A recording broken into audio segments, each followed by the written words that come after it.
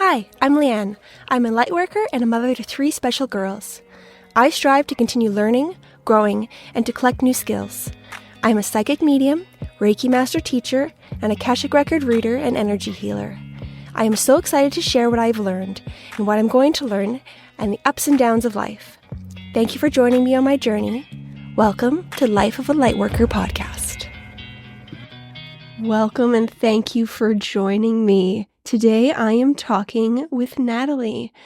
Natalie embodies the roles of an oracle of original creation, a primordial wisdom story keeper, a guide in vibrational medicine, and a sacred soul path illuminator.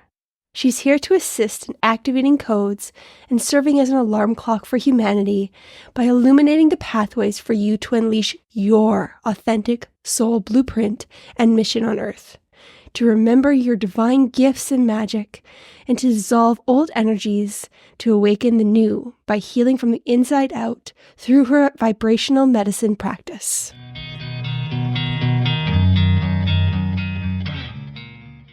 Hi, Natalie. Thank you so much for joining me. Hello. So excited to talk today. I would like to start by getting to know you. So first off, where did you grow up? Well, a place that most people don't know even exists. I grew up in a little tiny town in Nevada. And,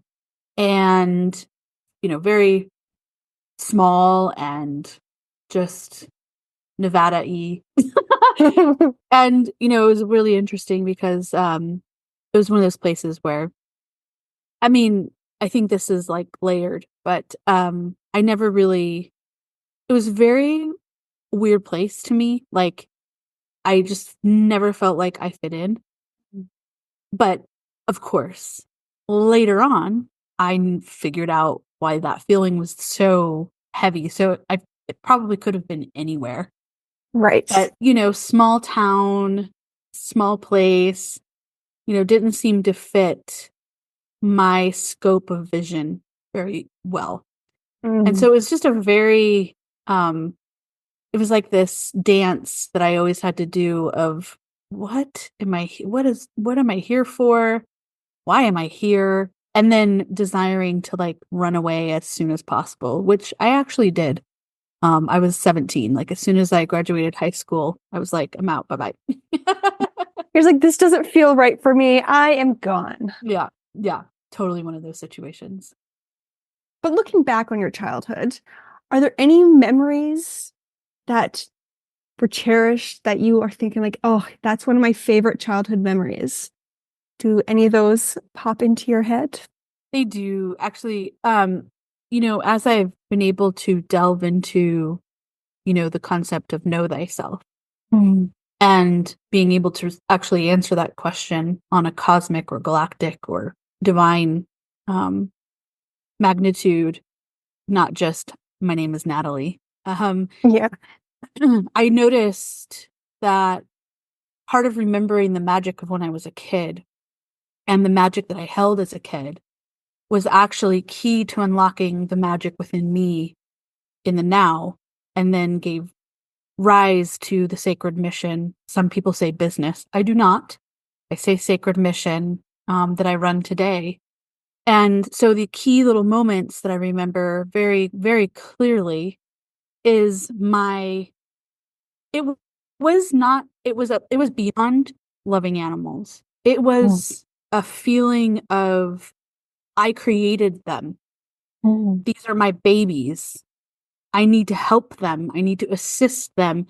So, for example, we lived in a very rural environment. So very far away from it was like a mile to walk to the school bus kind of situation. One of those scenarios, right? Yep. To check into the mailbox in the snow. No, it's like, no, actually that was true. But, Yeah. but it was, not that far. But the interesting thing is I would take my tiny little chair. I was tiny. I was a little girl, like 4, I don't know, maybe even younger, and take my little chair, sit it in front of the chicken coop, and take a little snack. And I would literally sit in front of the coop and guard them. If I found animals that were wounded, I would nurse them back to health or try to If I found stray dogs, I would take them in. So it really the unveiling of who I truly am actually kicked off in those little moments. And then a second facet to this is I was very much a writer, even when I was little, and a craft woman. So I played with, I created things from mud. So little statues. I think my mom actually still even has a little sheep that I, made.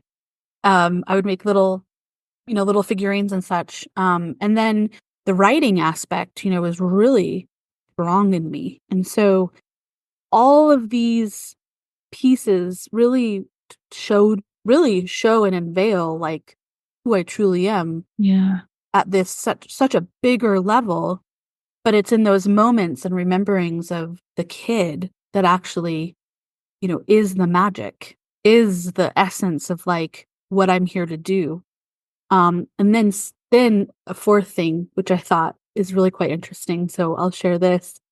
So I used to say to my family that I wanted to be a part-time doctor or vet and a part-time fairy.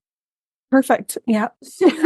Yeah. And the crazy thing is I had my fairy being that was actually my friend that would, and she would come to me in visions all the time, in dreams. And this went on I had the same dream for years, just to remember who my higher self, or whatever you want to say, who I truly am.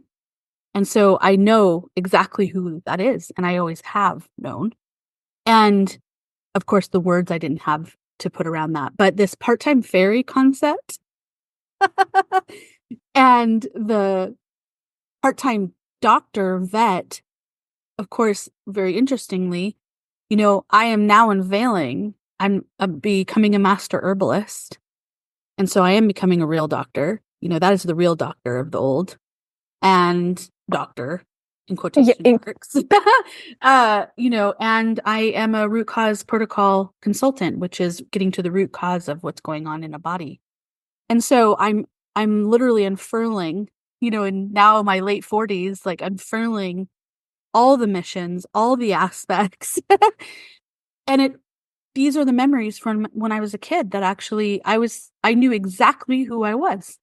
Yeah. And so these are things that I try to help people remember, because everyone knows their magic. It's just that this world suppresses it and oppresses it. And, when you get squashed a billion times, at some point, you don't want to really rise anymore.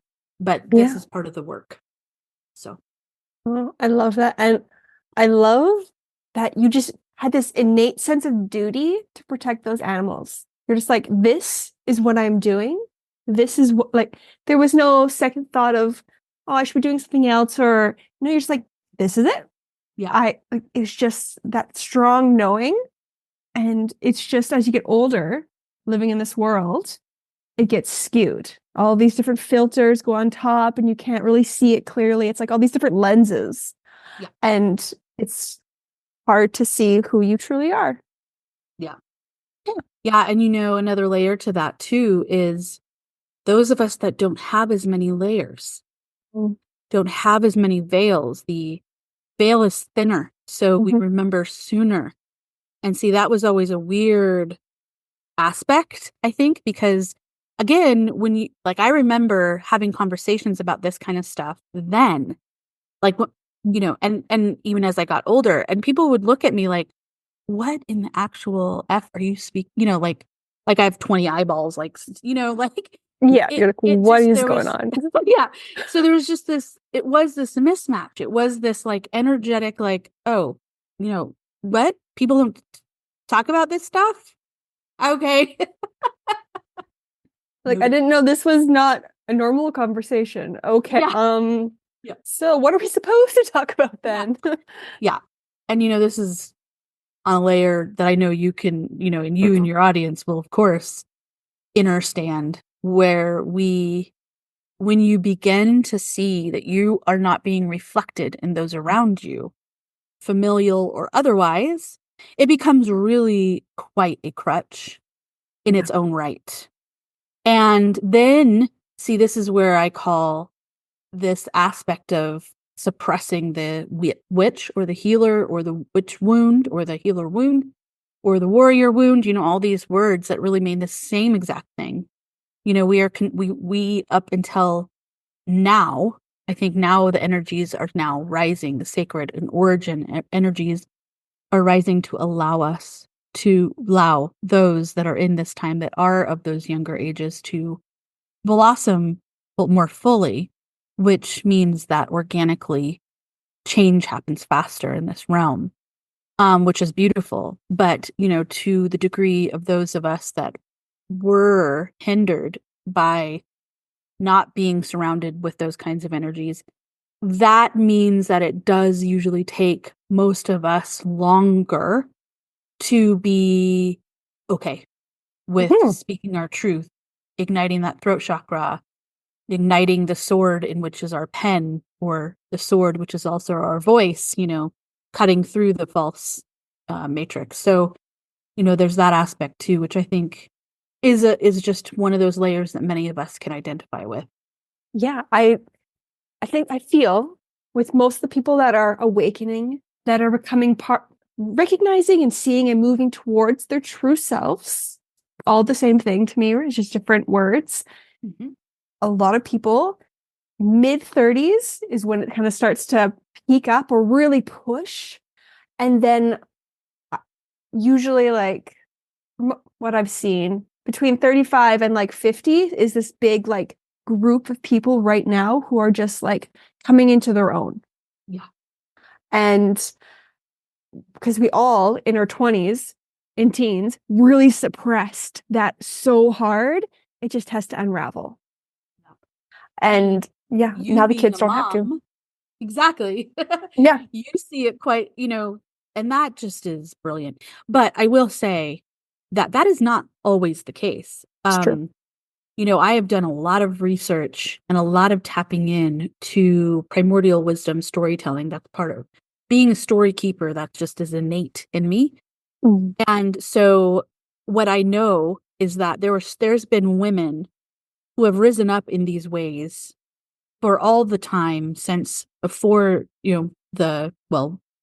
after what I say is the hijacking of the true organic energies. And those women were the powerhouses and the light and the divine feminine rising before the recognition of that energy. And, I was reading about some women back in the 1800s, 1700s, even, that when they showed their truth and said no to the audacity of which was happening, they were literally taken and put into a mental health institution, quote unquote, and imprisoned.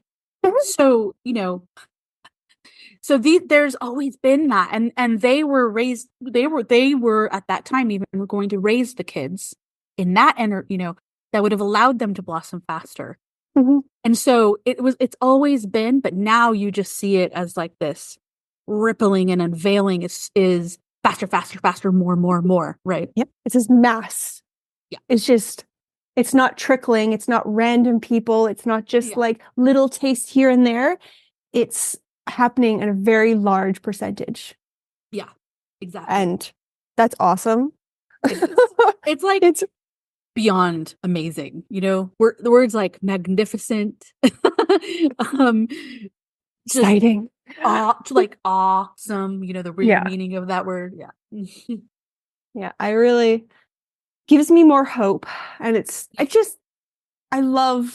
think I've said this before, but I love seeing like women and men who are in their early 20s acting in a way that I and my peers at the time would never have acted. Like they are standing up for themselves, for others, not caring what other people think, not caring what people that are older think, and talking back. We would always call it talking back. They're just standing their ground. Yeah.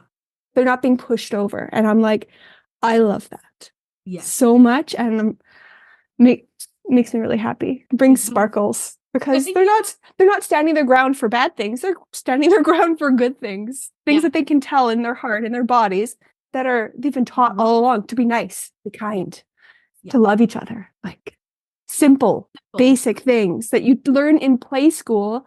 They are just enacting what Mr. Rogers, what Mr. Dressup, all these people who raised us taught us to be. Totally. So I love it. Yeah. Anyways. Exactly. So from when you left at 17 to now, what did your journey look like? Specifically spiritually, but I know life journey definitely intertwines into the spiritual. They're interconnected completely. Sure. Yeah.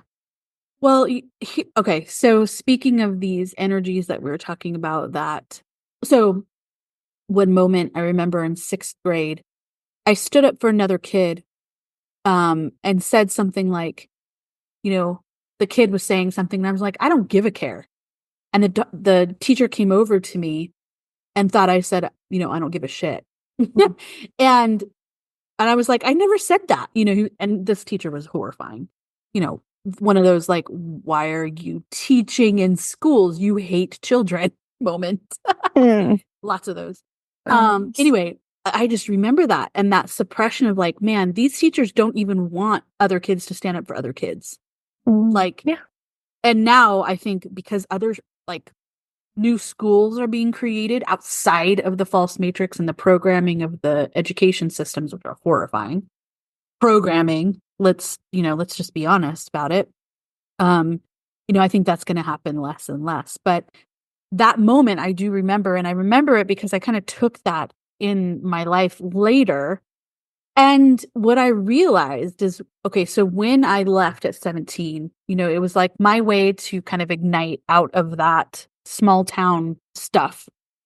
And so I began to really rise in that. And then what I realized is when I stepped into the matrix again, being pushed into the college scene, which was horrific for me because I was fighting with my teachers. I was like, I do not agree, like I'm just that person. You're ahead of your time. Yeah. Oh yeah, totally.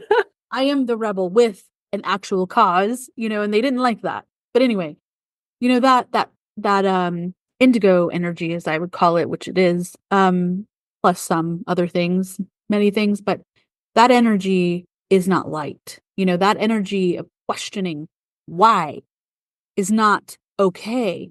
And so what happened to me is I remember fed up with being that outlier, because again, that comes with its own energies. It comes with its own difficulties and challenges that sometimes are overwhelming, especially when you're a kid and you have no one to turn to for any kind of assistance at all. And so I started to give in to the matrix a little more. And I remember I got married when I was young. I was 20 something. I think we got engaged when I was like 22, and we were divorced by 24. So we were married for an entire year. Woo! No, but here's what happened. I completely and absolutely suppressed the innate cosmic me, true self me, higher self me, words, whatever, and caused that situation to actually take place. It did not need to if I wouldn't have suppressed my natural state of who I am. I would have been okay being the outlier and just chose a different path. But it's like I folded under the pressure, if you will. Mm-hmm. And that pressure was very real. And this world, this patriarchal system, which is far more than just looking at the male energy as being the thing that wins. It's a system that separates you from yourself, separates us from nature, separates us from not only ourselves, but the depths of the divine. And it's a separation system used to divide and conquer and enslave. Mm-hmm. And so that caving in didn't have to happen, but it did because of the system. And see that realization that came over me. I had a dream before we even got married that we would be divorced. And I told him about this because I was very psychic. I have all the things, the precognition. I do that through dreams or, in visions, even when I'm awake. And that precognition and all of that, when I shared that with him, he was like, that's just you're just having cold feet. I was like, no, it's way more than that, dude. Like, this shouldn't happen.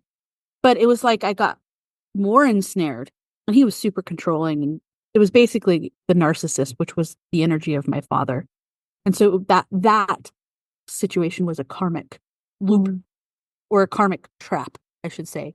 And I say that in the sense of like it was basically all the negative energies that my father carried and carries in one person, and that pulled me in because as an empath, the narcissist and empathic thing, that loop. The feeder and fed. Yeah. Yeah, exactly. So but I recognize that very early. We did go through the marriage, unfortunately. But as that all unraveled, it was like that moment of rebirth. And yes, you can always like sugarcoat it and be like, it was meant to happen, but it wasn't meant to happen. I caused it to happen because I suppressed my true, genuine who I am. And so my hope and desires through even my work, I allow more people to feel, more humans to feel their true selves, to recognize through the vibrational layers and overlays of programming and such, to dispel those and to get into that truth. So those moments don't happen as frequently for others because it is causing unnecessary suffering to ourselves in those moments, right? And so that was a very big a big trajectory opening, because it was from that moment that like kicked me off into like, I'm doing exactly what I need to do. And I'm, and even if you have to meander this system, which of course I did because I went into corporate work and such up until when I left 8 years ago. Oh, well, actually almost 9 years ago now. And it's that breaking down and then rising and realizing the more and more that I can step into my own unique path, then it's like more and more things got unveiled to me, like more and more came into my awareness, more and more. So that's been the beauty of just saying no more and trying to navigate, this very difficult system structure that is very much still alive to this day, which I hope breaks down faster and faster and faster. Yeah. It would be beautiful. One key part of there that I think is really important for everyone to hear is that it's just you take one step and then you get more awareness. You take another step, you have more awareness. It's not all happening at once. It's not a big boom smack in the face usually. But you don't have to take a giant step. You can take a little step and get a little bit more and move along the path. It doesn't have to be this big burden or this big thing that seems like you can't do it. Yeah. It can just be a little step. Yeah. And, often that's the case. And seeing that every step it's like an invisible bridge. With every step, it becomes, the bridge, the next stone is unveiled. And so that's the visual I've always received in that. And it's knowing that it's that next step that you just have to take. Trusting that the stone will show up and you won't fall in and drown, right? Even though the energies of this realm feel, that is the imbalance, and that is not, and that's the disharmony that we all are dealing with, which is not organic. It is not the original creation of what we were supposed to experience. And that's something that I speak about all the time. This is the other difficult component of some of these energies and some of the consciousness that many of us can carry. For example, I am an oracle of original creation. What that means is I literally see original creation in the organic energies of what once was that is now being unveiled again very slowly, ripping the Band-Aid off very slowly. And that is a interesting energy to hold, or consciousness to hold, we could say, because it's very, I have a lot of the insights that when you talk about certain things, even in the spiritual realm, there's a lot of things that even spiritual people don't want to address. And that's spiritual bypassing in my book. That is not looking at the true aspects of all things and picking and choosing to live in love, light, rainbows, and unicorns and kittens, which who doesn't love all those things? I mean, come on, unicorns, kittens, rainbows. Yes, more of that, please. But, we're in a system that is not allowing unicorns, kittens, rainbows to be like our everyday experience. And again, that isn't by design fully. It's just an out of balance aspect that has transpired, that now many of us are here on, I say, our sacred missions to actually bring back that harmony, to talk about what is truth, to talk about what was once here and therefore can be again and will be again. But again, these are all things that have unfolded greatly. And there is a moment in time where you just have to, when I left my corporate gig, which was I dove right in, by the way. I just quit straight up.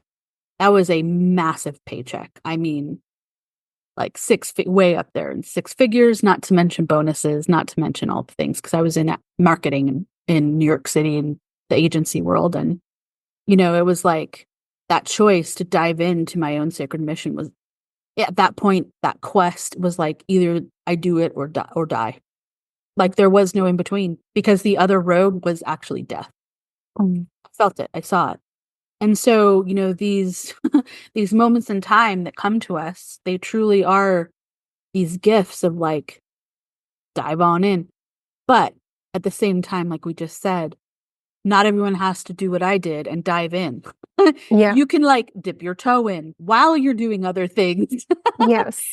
And that's just another layer to like knowing the balance and harmony that you can bring yourself to actually step into things that actually feel more fulfilling to you, over, the corporate path, for example, that I was in.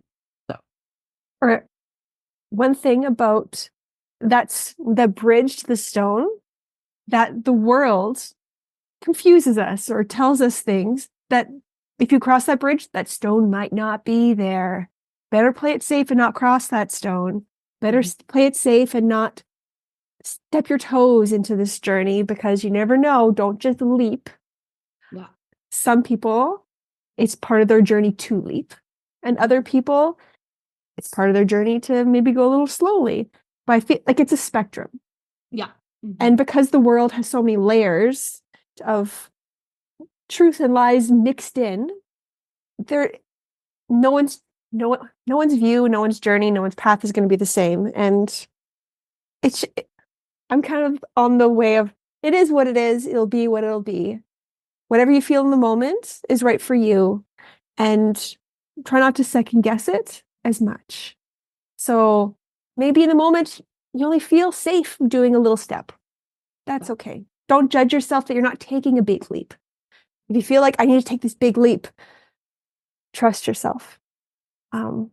So it's more of a faith exercise in yourself than of something outside of you. Oh yeah. It's like purely an internal quest, purely an innate guidance, purely stepping into the snowflakeness, I guess, of our unique aspects. I built Tap Into Your Magic, which is an online masterclass series that I created, because tap into your magic is like the most powerful thing that we can do. It's not by accident that there's all these stories and such that talk about magic is hidden or gone. Mhm. Where's the magic? And it's like, oh, it's here. It's always been here. It's just hidden. It's just Mhm. something that we need to reach deep within ourselves to pull and extract and then shine and utilize those gifts that are innately given to us. Because there's no other Natalie in this world. There's no other Leanne in this world, in all worlds, in all universes, in the same exact imprint, because your blueprint is unique. Mhm. And that blueprint that's, yours and yours alone carries codes of the mission that you're here to unfurl. And so tap into your magic is a very simple foundational thing that, came through me, because I realized if the many don't even really get that they have magic within them, well, that makes all the other aspects very difficult. They'll always be hunting and searching for someone else to give them the things in which they already have.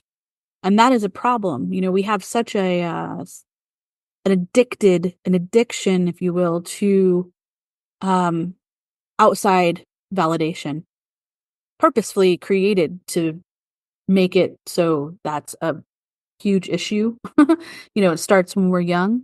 And again, like we said, those energies are changing today. But that doesn't mean that kids are always given the opportunity to express, because it depends how much trauma do either Mhm. they have, unnecessary most times, how much trauma, mostly unnecessary, that their generational, ancestral, familial lineage bloodline has carried, Mhm. which, again, a lot of us are here transmuting it, being powerful alchemists to actually transmute those energies of and clear lineages upon lineages. And that's a huge burden to carry, and it's not pretty. It's not pretty at all, but No. it's required. And Mhm. that's part of the missions that many of us are dropping in with, you know, this what we have deemed as the star seeds and or indigos and such. So, these are just the quests, and these are just the truths of some of us are here to break down this enslavement. And that's just something that we have to be like, okay, yep, I chose this. Alrighty then, let's do it. It's like, I put on the boots and Got my armor. I got, yeah. today we carry our pens, which are now our swords or our voices. Um, yeah. Yeah. So, Very much so the voices. yeah.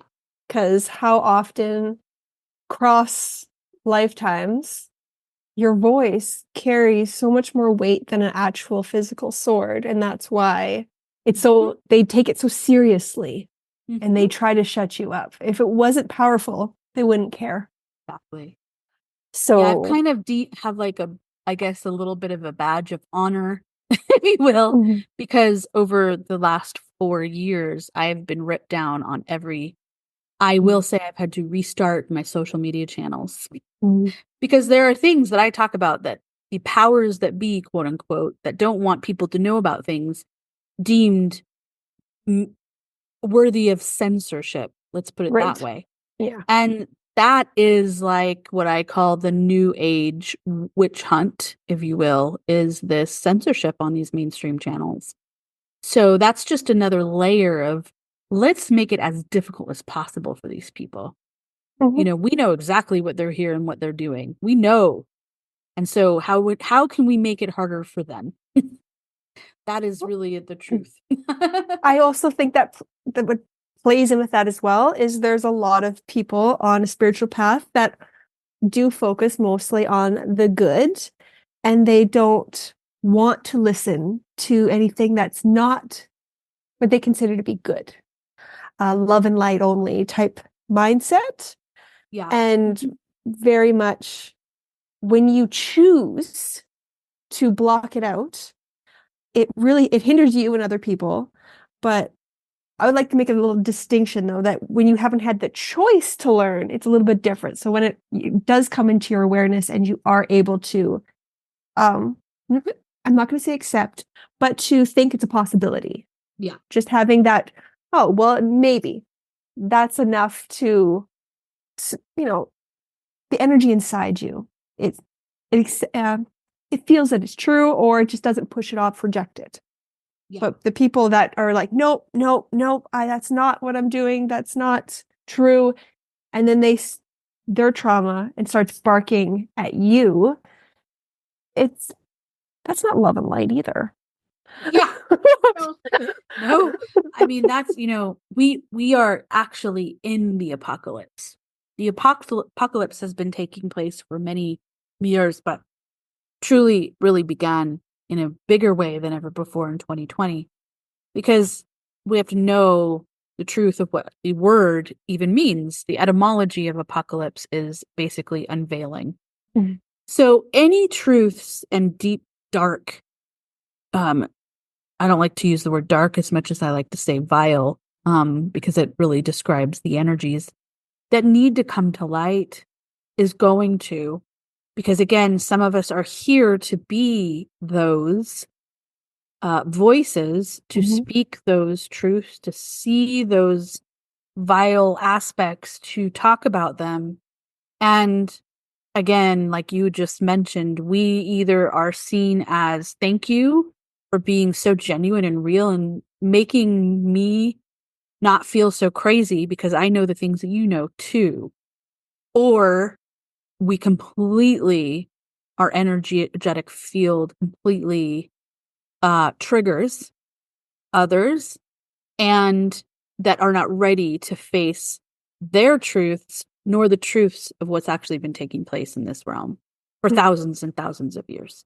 So that is in its own right difficult, yeah, let's just say, but I mean, this is why we need to talk about these things, you and I and all of us that are willing to do that kind of conversation, to go into those places, because those are just invitations for others to go through their own initiation, to break down their belief systems, to break down those barriers and walls that carry the distortions of the enslavement aspects of this realm. Because that is, that saying that many have said for, I don't know, for however long, truth will set you free.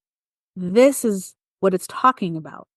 Truth actually sets you free because you're breaking through the barriers of deceptions, lies, the upside downness, the stranger things of this world that are totally inverted and flipped everything upside down. It's a very distorted energy. And so if you can move through those distortions of negativity, it really does break down barriers to your own sovereignty, if you will. And that's really what we're working on, isn't it? Sovereignty again, because we're innately born sovereign, free, beautiful souls, humans, which it means harmonic universe man, which doesn't mean man as in male. That has its own. So when you look at the etymology of all these words, if you really get into the true organic, origin aspects of all these things, man, it really, it literally tells a whole different story, which I call it, we have the his storybooks that are full of angles and deceptions and lies. We're trying to weave in her story. And then ultimately what I see is we are creating our story. This is the human, the organic creation story. And that includes, the plants, the animals, the humanity, the living being we call Earth. It includes all of these aspects. I like that, where it's not just humans, that we're all working together. Yeah. We're in this spaceship of Earth together. Exactly. We need each other to survive. So total ego. Really taking that into account is really, really important with everything. And especially like when you have a more spiritual perspective, when you're working with just your energy, when you start incorporating plants, animals, elements, you can really feel the amplification and how well they work together. You can feel that they were meant to work together. Yeah. So it's like all the different layers. It's really powerful when you aren't separate. Yeah. Yeah, Exactly. you're one with your environment. Of course, you hear that all the time, but you don't truly do anything about it or believe it. Right. Exactly. So you talked about one of your master classes that you do. What else do you offer to the public? Well, I think the most exciting thing for me is through the master herbalism, which is just a reclamation and, incarnations to get to this point, and through the Root Cause Protocol Institute training that I finished in May of this year, and flower essence practitioner. All of these aspects have woven into vibrational medicine. So what I'm really doing is working with humans and their pets as needed, to start breaking through all of these layers, working on all the energetic subtle bodies, really tapping into, where's like how can we bring more vitality into our lives, and what are the pathways to that through simplification, through mere nutrition, because it was the massive healing journey that I've had to embark upon, that was created by many poisonous aspects of this realm. One of them being chronic stress, being stuck in a corporate environment that was horrible, toxic. And my unraveling from all of those things, is what really turned on the healer. So you can very much say it's the wounded warrior turned healer, which really is the lineage I am part of, which is the lioness lineage of warriors and healers. And that this work really took me into the depths of what's really been happening, what's really going on with people's bodies physically, because energetically, yes, everything is energy. However, the physical body is a vibration that's slower than the energetic bodies that surround us, right? Yes. So you cannot work with physical energy in this way, the same way you work with, let's say, as the astral layer, right? So that's why I call it vibrational medicine, is because we're working with every vibration that we carry, and then working through whether it's herbs or just, changing the nutrition that goes into the body, to simplification of righting the minerals that are totally and completely in balance in most humans and animals in this world because of many reasons. That's a whole other podcast episode, I think. But, so I do one-to-one work for the vibrational medicine. So that's one element. But then what has transpired? So my husband and we are the real twin flames, not the new age kind of whatever BS twin flames that there's so many different definitions, and I'm just kind of like, I don't pay attention to it because I'm like, I don't know what your definition is. What's my view of what I would call that word? So it's best not to even use the word, just to like explain it for what you feel it is instead of the word, because the word's tainted now. Oh, I mean, it's so tainted.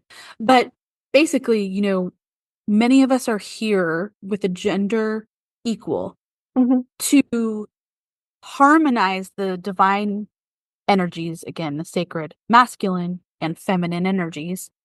And when we come in sacred union, it's really what you would call hieros gamos. So it's basically the fire and water energies intertwining again. And when we do that, not only are we physically doing that in this realm, but we're also every human is doing it within themselves, right? But when you're in this kind of union, it's this push and pull, evolutionary relationship that actually literally is pushing you both into high spiritual development, rapid pace, I should say. That is like, wow, is all I can say. Yeah. So, yeah, we're 13 we're in our 13th year together, which is also the divine feminine cosmic mother number, you will. So anyway, long story short, is we are now bridging our spiritual works together because my husband is a Qigong practitioner. Cool. And so he has this primordial piece to him, my primordial piece to me. And now we're creating the Forge and Flow Sanctum, where we are going to focus on assisting, in our unique ways, but bringing that all together into this safe haven, the sanctum, which is a beautiful word, where we can start to work with peoples in bigger ways to, not only have gatherings that really foster true camaraderie again, like bridging that gap between what used to be in ancient villages, that true brotherhood, sisterhood kind of feeling that doesn't exist anymore. It's very difficult to find. Yeah, we're so separate. It's hard. Exactly. And many of us are seeking to completely separate ourselves from the entire system in all ways. And so teaching elements, natural law, things of this nature that accompany that exiting, if you will, but also, bringing more vitality, teaching through healing arts that he and I have actually are melding together. So that in and of itself is, a beautiful harmonization that's taking place. And we've started a wait list because we're working on all of the pieces. But this feels like everything up to this point it's really led here. And so that's exciting. So those two things I'm really like just kind of in awe of, really. Yeah. I love it when you're working on something, spirit says, oh, work on this. You're like, okay, that's going to be what my thing is going to be. It's like, nah, no, work on this now. Yeah. And then eventually you get to a spot, you're like, oh my goodness, it all makes sense. Yeah. I've been working up to here. My path has led me to here. And then when you look even further, you're like, I wonder what small piece this is in the big picture. Exactly. Makes me really excited. Yeah. When I think about that, because I love learning and I love being able to help other people more, but help myself more, help my family more, and expand my mind. Yeah. Be able to become more of myself. Yeah. Basically what it is. It's not really mind expansion, it's just becoming more of yourself. Yeah. Yeah. And I love the thought of being as much as yourself as possible in this physical body. Totally.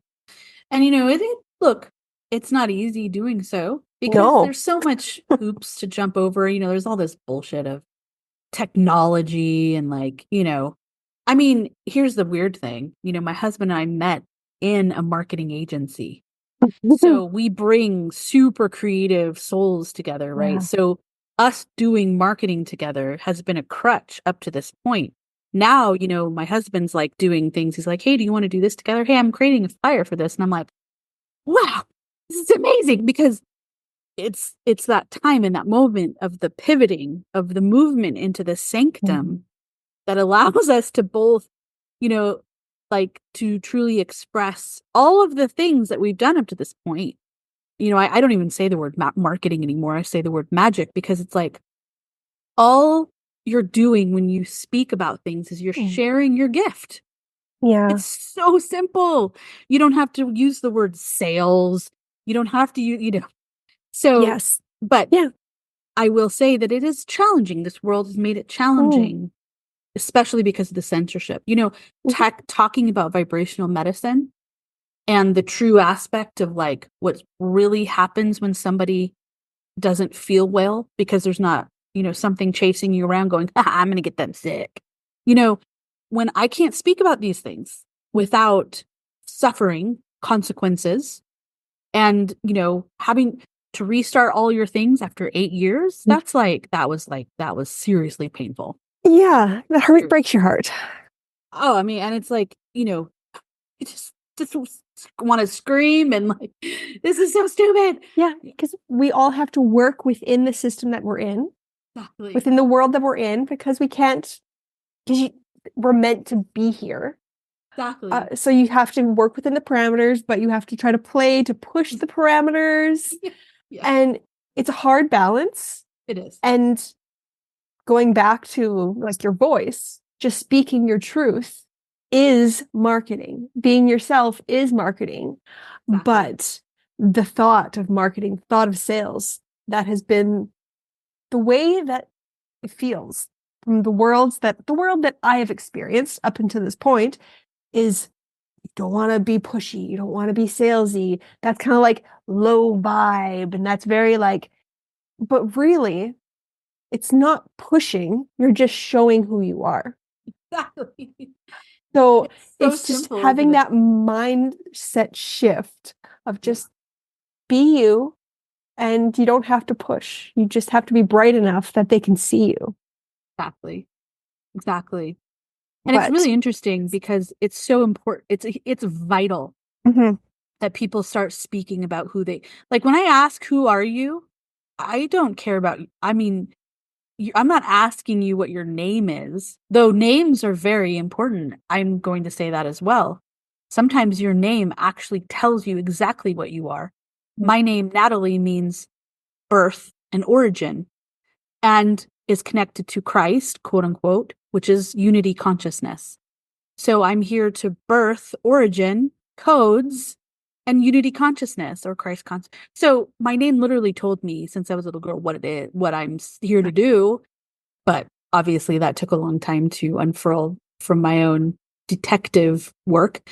But you know, when somebody asks, who are you? We should be saying, well, here are my gifts and what I do. But most people, again, are very stuck in this. I don't even know. I don't know. Yeah. So that is actually why I created that Tap Into Your Magic program, because it was like, wow, people need to know. Just here's a process to remember. Yes. That's really what that whole program is, you know? It gets into what we call chakras. Chakras are not just energy centers. Like it works with our endocrine system, it works with our organs, these energy centers, as well as their stargates. It's literally how we come into formation. And so, you know, I think that again, the new age movement and all of the stuff, when you can find chakra stuff in a gift shop, it's literally kind of made that seem like it's just some woo-woo crap that doesn't mean anything, when actually, oh no, like those things mean they're so vital and critical to work with. It is energy, it is our bodies, it's our everythingness. So, you know, it's just interesting how it requires us the way that I received and kind of created these kinds of things is like simplicity, going back to these simple concepts that actually are very complex, big things. Right? Yeah. Here. Sorry, I had frog in my throat. Yeah, of course. When you were talking, I was like, oh, I feel something in my throat. I feel something in my throat. Oh, and I love how you and your husband are starting to create together. And just curiosity, has that process of creating, how has that changed your, non-business relationship with him at all? Yeah, it's really intriguing because, you know, when I launched Team Goo, which is really the Sacred Soul Path Illumination, that's where I have assisted people to launch their missions, aka businesses in creative support. So my husband was doing the video work, for example, and I'm doing strategy and all these other things, and I have a couple other people on the team. But that was never, Mark was always like, meh, you know, like whatever. And, you know, to be honest, inside of me, I was like, man, there's so much more, you know? And then I had a dream a couple years after I launched that. That's where the Disrupt Now ethos came from, which is just getting up and out of old energies and into new energies, essentially. But then I was like, oh, no, there's more, you know, there's more. It's like, you get like, I always felt it like deep in me. And then all of a sudden, you know, my Mark just ignited and just like, it's like it was just this huge blossoming that took place around the same time that I began my master herbalism work and studies, which is a very long, I will be a learning master herbalist for the rest of my existence here, to be honest, because it's just, there's so much. But how the way that it changed our relationship is that we began to truly, I think, see each other in this light that is so different than in the days where we met. I mean, it's like, it's almost night and day difference, especially because, we were in New York City, we were all in these, you talk about energies of like destruction, like, woo, even our dogs that we adopted there carried just this trauma. I mean, cities like that just carry trauma codes within them because of the amount of people that are living on top of each other. I mean, well, and the energy doesn't get to get cleared. Exactly. Yeah. It just piles up. Yeah, it's crazy. So anyway, yeah, it's very much deepened and I would say expanded our entire everythingness. Mm. Yeah. I love that. Yeah. So is there somebody that you know either personally or either it's someone from the media or just someone in your awareness that you look up to either spiritually, personally, professionally? Let's see. I would say, like, I could answer this in so many different ways, but I'm going to go this path. It's coming up strong. Okay. So I was searching and hunting for which herbalism group in school or college or whatever to go with. And it needed to be a very specific vibration because I was looking for true healers because there's a lot of charlatans in this world. Yeah. And so I'm very tapped into that vibration of what that needed to be. And I found the Wild Rose College of Herbal Medicine. And Dr. Terry Willard is the founder, and he founded it in the 70s. And when I found the school, it was a deep recognition within me that he is connected to my lineage. He is of the Celtic Druid lineage as well. The true ones, not the ones you get all the misinformation about. That's a whole other podcast. But all these, I don't know. Make a series. Yeah. Just a layer. But anyway, so I really look up to him. In fact, he was very much an inspiration for the vibrational medicine work to come through because he's my mentor and guide for the flower essence practitioner work. He's my mentor and guide for all the master herbalism work. The root cause protocol work is from a separate, that's a separate whole training in and of itself with another beautiful soul, I will say. But Dr. Terry Willard, there's just something about him that speaks to me on many levels. And I really feel that, his work in this realm because he's in his probably late 70s at this point, if not older. And he's been doing this work since he was in his 20s. And anyway, he's what I call a master herbalist Jedi because he's truly a Jedi. He works with the energies. His spirit is just so beautiful. So that's who's coming up that I want to honor. I love that. I'm in Alberta. Our flower is the wild rose.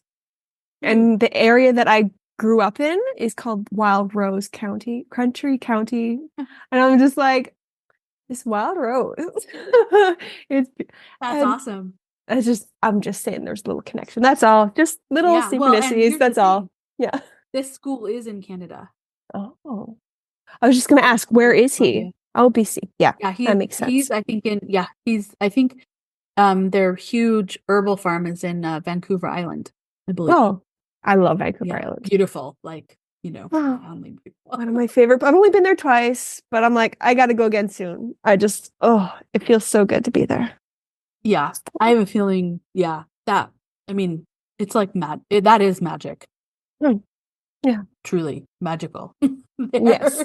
I So could talk about that, but we don't need to go into that. It's all good. that's a whole other podcast. Yeah, I'm just like, just talk about all these like dreamy, like energy filled places. I'm like, oh yeah, I haven't been to a lot, but I've been to a few, and I'm just like, oh yeah, like it hits different. It's more than just nature.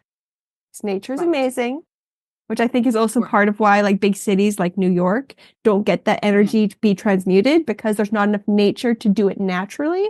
Someone would have to go in there and clear it, which isn't happening, so it's piling up. Anyways, if you're in nature, nature just does it on its own. But exactly, right. That's that's not here and there. That's just, yeah. The 26. I think it's 26 miles. 26 miles. I think something like that is the Central Park. Yeah. Area Mhm. where obviously I spent lots of time.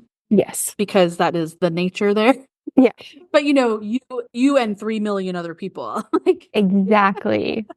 It's just even though it's there and it's big, it's not enough resources to move what needs to be moved. Totally. Just that's it. By design. Totally. Yeah, that's it. Yeah, we'll see. But is there anything else that you would like to share with everybody, or share with me, to talk about what's either coming up for you, or something that you feel is important that you want to share with people?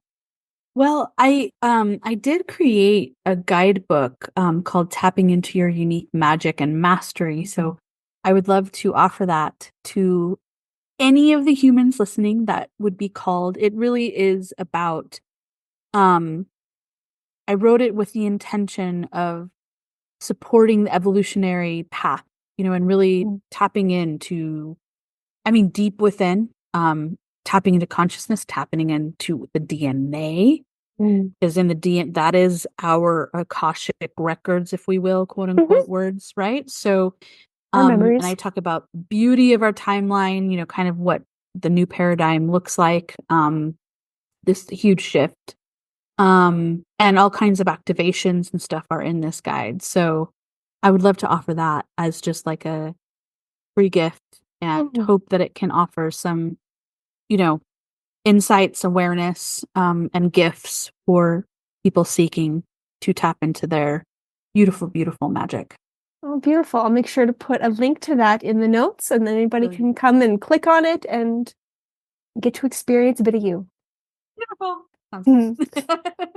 Well, thank you so much for joining me. I loved learning more about you, and I had a wonderful time. Thank you. Same here. Thank you for having me. I appreciate it so much.